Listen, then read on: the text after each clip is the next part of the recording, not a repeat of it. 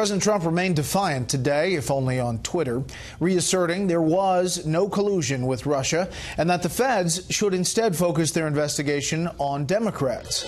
Chief White House correspondent John Roberts joins us from the North Lawn with that part of the story. Good evening, John. Brett, good evening to you. From the very beginning, President Trump has insisted that his campaign did not collude with Russia to try to influence the outcome of the U.S. election. If there was collusion, any evidence of that or even an allegation of it has yet to be revealed by the special counsel. President Trump pushed back hard against any notion that the Manafort Gates indictment had any trail to him or his campaign, tweeting this morning, quote, "Sorry, but this is years ago, before Paul Manafort was part of the Trump campaign. But why are crooked Hillary and the Dems the focus? Also, there is no collusion."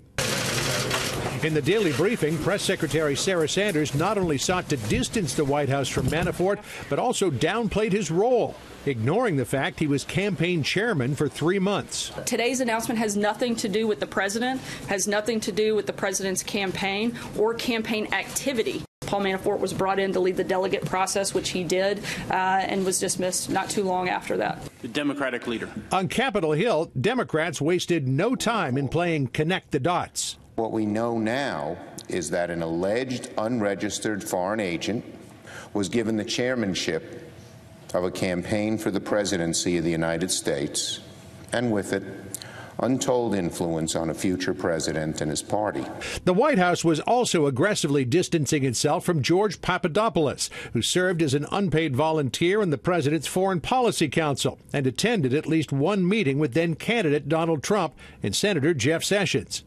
The press secretary insisted Papadopoulos was doing no outreach to Russia at the campaign's request. Can you explain what happened with his outreach? He reached out and nothing happened beyond that, which I think shows, one, his level of importance in the campaign, and two, shows what little role he had within coordinating anything officially for the campaign. Sources tell Fox News that Trump campaign officials were perplexed by Papadopoulos' outreach to Russia, that he had been hired for his expertise on Greece.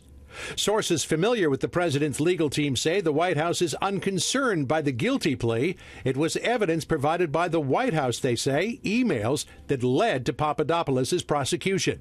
Still, the vice chairman of the Senate Intelligence Committee fired a sharp warning shot across the president's bow today. In a statement, Mark Warner saying issuing pardons to any of his associates or to himself would be unacceptable and result in immediate bipartisan action by Congress. The White House today did not rule out the possibility that the president could, at some point, possibly pardon one or more of the defendants in this case. Sarah Huckabee Sanders, though, saying it's far too early to make such a determination and that things need to play out before they even begin to talk about that. Brett? John Roberts live in the North Lawn. John, thanks.